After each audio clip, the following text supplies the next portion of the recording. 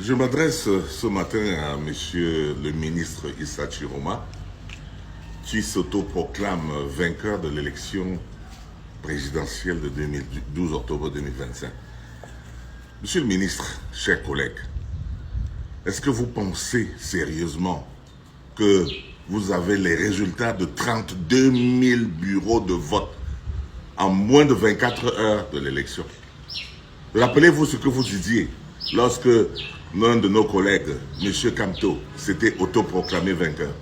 Vous le lui aviez rappelé qu'il était humainement impossible, de l'ordre de l'impossibilité mathématique, d'avoir les résultats moins de 24 heures après, n'est-ce pas, une élection, après un vote.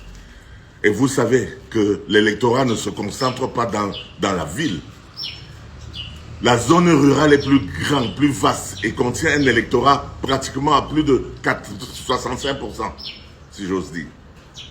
Vous ne pouvez pas compiler, n'est-ce pas? Vous ne pouvez pas compiler les résultats de Douala, de Yaoundé, de Garoua, de Maroua et vous pensez que vous avez gagné. Ce n'est pas possible. Je pense que vous vous discréditez en faisant une telle sortie.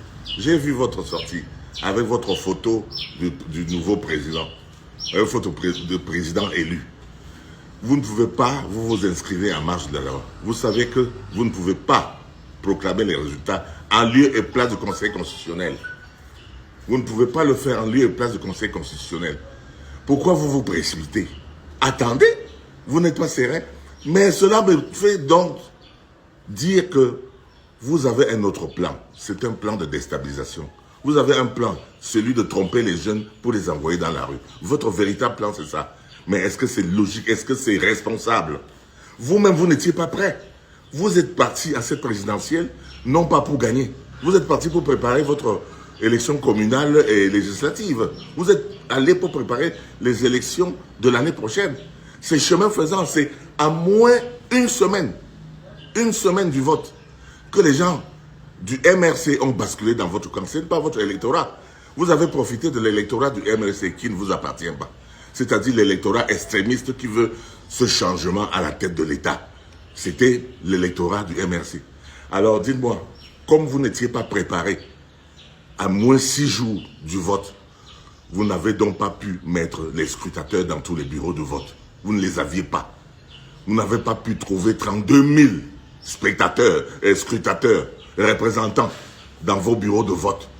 Et il vous en fallait 2, c'est-à-dire 32 000 fois 2, 64 000 personnes que vous devriez déployer sur le terrain. Est-ce que vous les avez, M. Chiroma? Est-ce que vous les avez eus?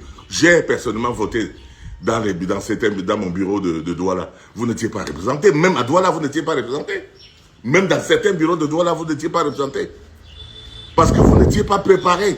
Vous n'étiez pas préparé à être véritablement candidat à la présidentielle. Vous n'étiez pas préparé à gagner. Vous n'avez pas préparé donc ni les scrutateurs, ni les observateurs, enfin, ni les représentants dans les bureaux. Vous n'avez rien préparé. Alors, s'il vous plaît, n'essayez pas de mettre le feu dans notre pays. Et vous savez comment vos prédécesseurs ont terminé. C'est-à-dire ceux qui se sont précipités pour annoncer avant, n'est-ce pas, leur victoire, sans attendre. Vous ne pouvez convaincre personne. Vous ne pouvez pas convaincre ni la communauté internationale, ni les Camerounais qui ne sont pas bêtes, qui savent que vous n'avez pas gagné. Enfin, je ne peux pas dire que vous n'avez pas gagné, qui savent que vous n'avez pas encore la possibilité d'avoir les résultats aujourd'hui. C'est de l'ordre de l'impossibilité mathématique, M. Issa Chiroma. Je vous prie de redevenir responsable, le responsable que vous avez été, avec lequel nous avons travaillé pendant 20 ans à construire. On n'a pas travaillé pendant 20 ans à construire un pays pour que vous veniez le détruire en un seul jour. Je vous remercie. Au revoir.